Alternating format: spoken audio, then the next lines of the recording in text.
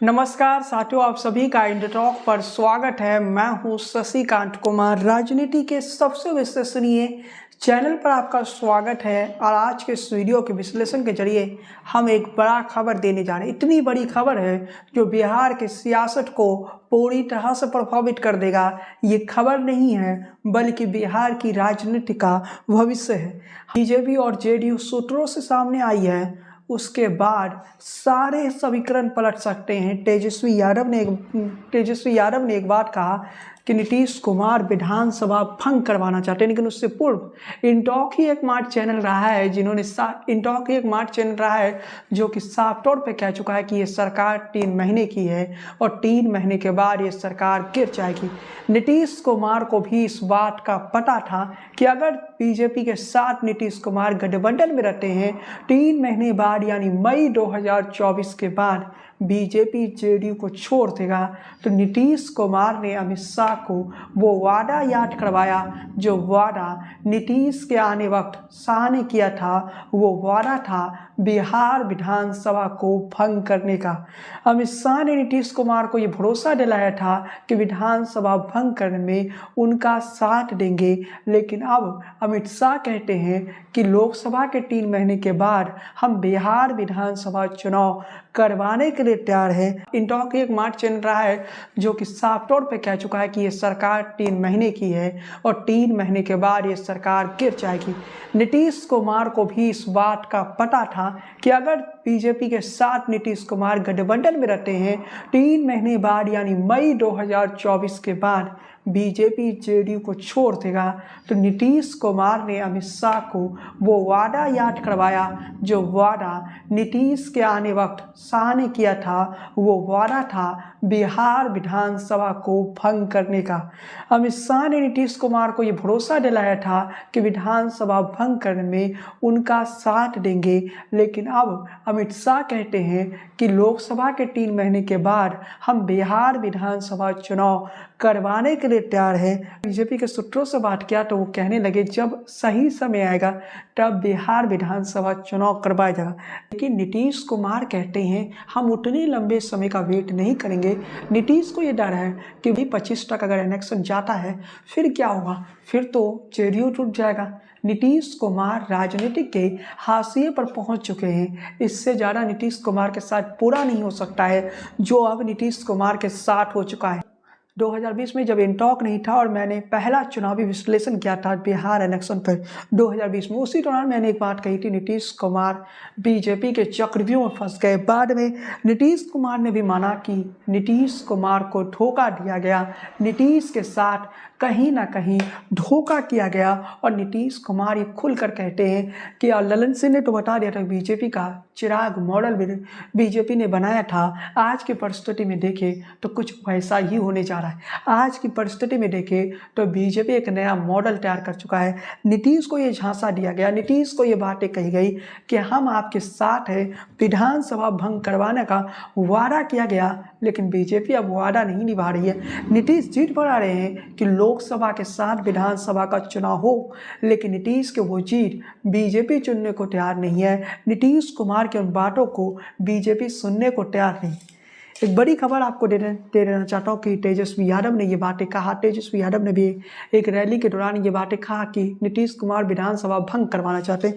नीतीश कुमार जब बीजेपी के साथ जा रहे तो क्या फॉर्मूले तय हुए वो मैं आपको बताता हूँ। इंटॉक वो चैनल है जो कि लगातार आपको जानकारी दे रहा था। तो नीतीश और बीजेपी के मिलन के बाद एक फॉर्मूला तय किया गया कि नीतीश कुमार को विधानसभा में 125 सीटें दी जाएगी और नीतीश कुमार ने ये बातें कही थी, और लोकसभा में नीतीश कुमार को 12 सीटें दी जाएगी। मतलब फॉर्मूला डिसाइड हो चुका था कि लोकसभा और विधानसभा का चुनाव साथ में होगा। अमित शाह ने ये वादा कर लिया था जो कि हमारे जेडीयू सूत्रों ने जानकारी दिया है। इस सियासत के पृष्ठभूमि कहानी क्या है साथियों, नीतीश कुमार ने बीजेपी को कह दिया है कि अगर आप लोकसभा और विधानसभा का साथ में चुनाव नहीं करवाना चाहते हैं तो हम भी आप अपने बात पर नहीं डटे रहेंगे, हम आपको ज़्यादा सीटें नहीं देंगे। इसका जो फॉर्मूला बीजेपी निकाला वो भी बेहद चालाक फॉर्मूला था। बीजेपी ने कह दिया कि हमारे अंदरूनी सर्वे में आपकी जो पार्टी का वोट शेयर है वो काफ़ी कम हो गया। मतलब समझ सकते हैं कि बीजेपी ने फॉर्मूला क्या निकाल लिया, हमारे अंदरूनी सर्वे में आपके पार्टी का जो वोट शेयर है वो काफ़ी कम है। यहीं से एक नई कहानी की शुरुआत होती, एक नई सियासत की लकीर खींच दी गई। और वो लकीर क्या है साथियों, तो समझ जाइए, ये लकीर है एक नए राजनीति का। और उस नए राजनीति में बीजेपी ने स्पष्ट कर दिया, नीतीश जी अब आप तीसरे नंबर के पार्टी ही नहीं है, बल्कि आपकी वोट शेयर चिराग पासवान की लोक जनशक्ति पार्टी जो 2 भागों में बट गई उस पार्टी से भी कम है। और ये बातें बीजेपी के अंदरूनी सर्वे में सामने आई, जो कि बीजेपी के सूत्रों ने हमें जानकारी दी है।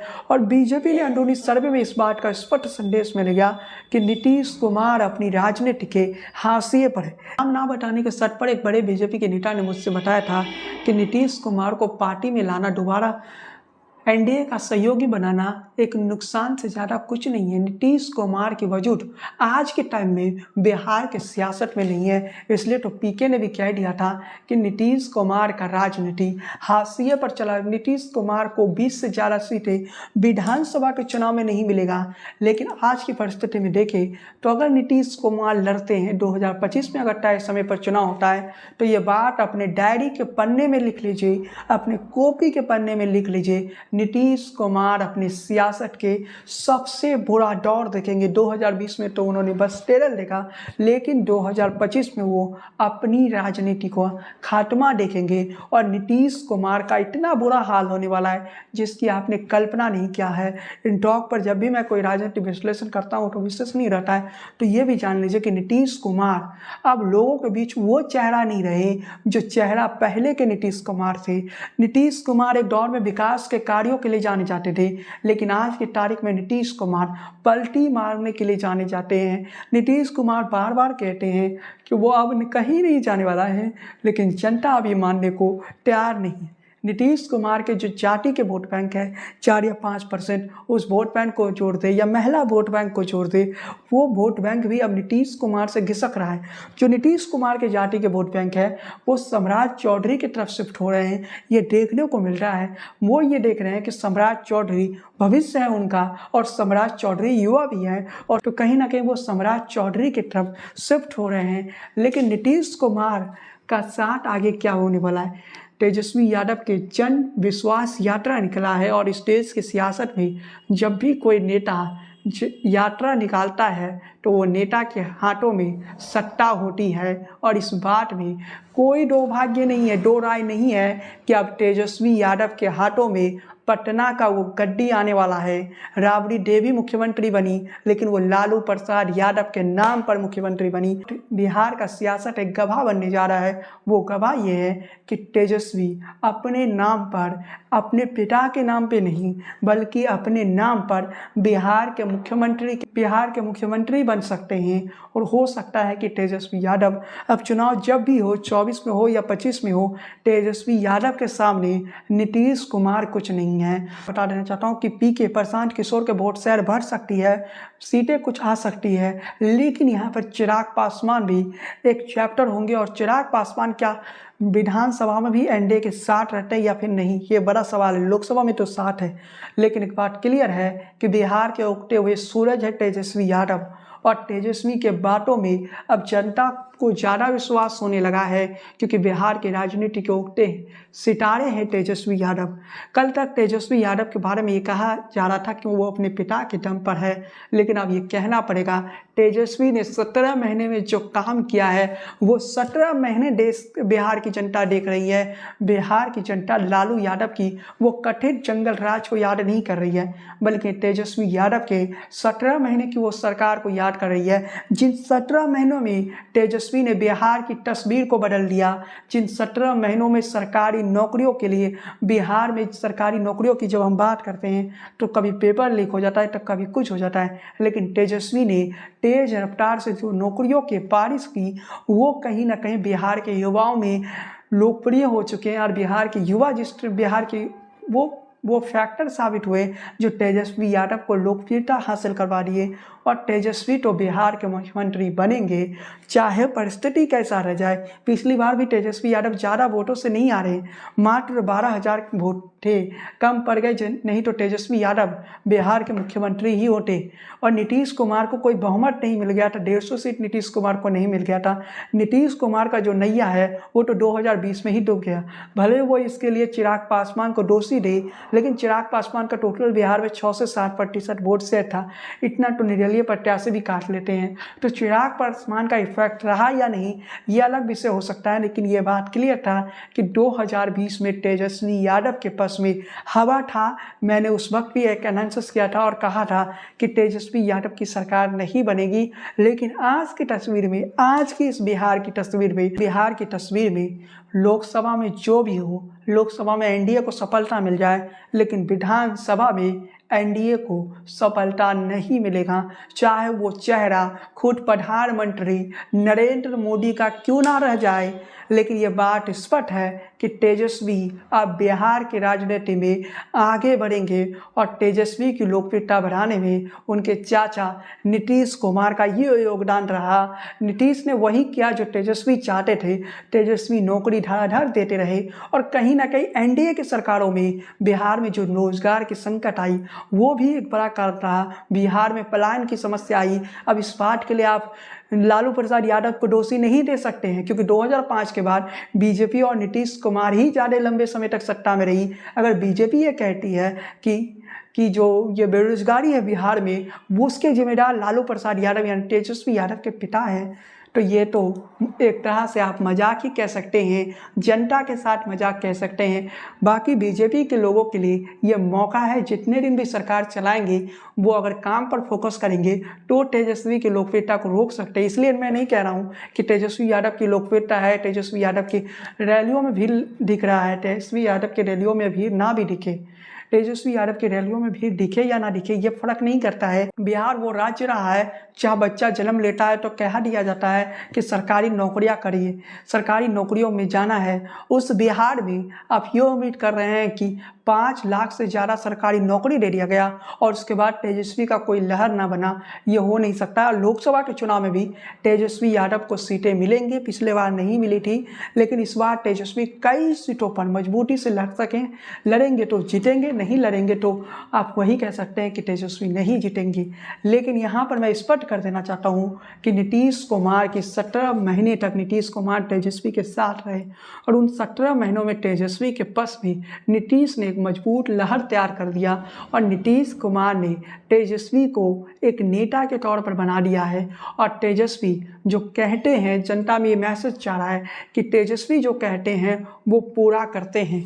लेकिन यहाँ तेजस्वी हमारा विषय नहीं है, काफ़ी लंबा हम विषय दे चुके हैं तेजस्वी यादव पर।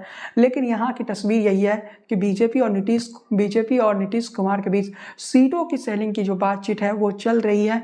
और खबर यह है कि नीतीश कुमार ने ये शर्त रख दिया कि 125 सीटों पर विधानसभा में जेडीयू लड़ेगी, तभी हम 12 सीटों पर लोकसभा में लड़ेंगे और लोकसभा में जेडीयू को ज़्यादा सीटें नहीं दी जाएगी। ये बात मैं स्पष्ट कर देना चाहता हूँ। जो लोग भी ये जानना चाहते हैं कि आखिर क्या होने वाला है तो मैं बता देना चाहता हूँ। सीमांचल के मैं उदाहरण फिर से देना चाहता हूँ, क्योंकि यहाँ की तस्वीर बहुत अलग है। यहाँ पर पिछले बार जेडीयू को 3 सीटें मिली थी, लेकिन इस बार जेडीयू को 2 सीटें मिल रही है। एक किशनगंज का मिल रहा है और दूसरा पूर्णिया का। अररिया और कटिहार जो है वो बीजेपी को मिलने जा रहा है। भागलपुर जो है वो बीजेपी के प्रत्याशी होंगे। इसके अलावा और भी इलाकों की बात करें, भागलपुर सीमांचल का पार्ट नहीं है, वो अलग क्षेत्र में आता है। तो भागलपुर का जो जिला है वहाँ से बीजेपी चुनाव लड़ेगी, ऐसी खबरें हमारे पास है। लेकिन दूसरा फॉर्मूला नीतीश कुमार जो निकाल रहे हैं वो कह रहे हैं कि 16 सीटों पर हम लड़ते हैं और बाकी सहयोगी दलों को 8 सीटें दे देते हैं। मतलब नीतीश कुमार का जो फॉर्मूला है उस फॉर्मूले को माने 16 सीटों पर बीजेपी लड़ेगी, 16 सीटों पर जेडीयू लड़े। ये बातें नीतीश कुमार कह रहे हैं, लेकिन नीतीश की फॉर्मूला को बीजेपी कैसे मानेगी। बीजेपी के सब विधायकों की बात करें तो 75 है। नीतीश ने ही तो बताया था जिसकी जितनी सीटें उस आधार पर फॉर्मूले तय होंगे।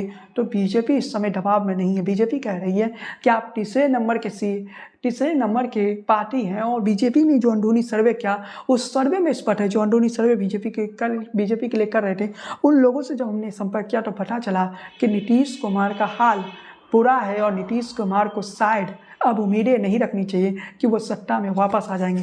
खैर साथियों, आज की इस वीडियो में बस इतना ही। वीडियो पसंद आई हो तो चैनल को सब्सक्राइब कर लीजिए, बेल आइकन की घंटी को बजाना बिल्कुल वाले, फेसबुक पेज को फॉलो कीजिए, लाइक कीजिए, बने रहिए राजनीति के सबसे विश्वसनीय चैनल पर। जय हिंद, वंदे मातरम।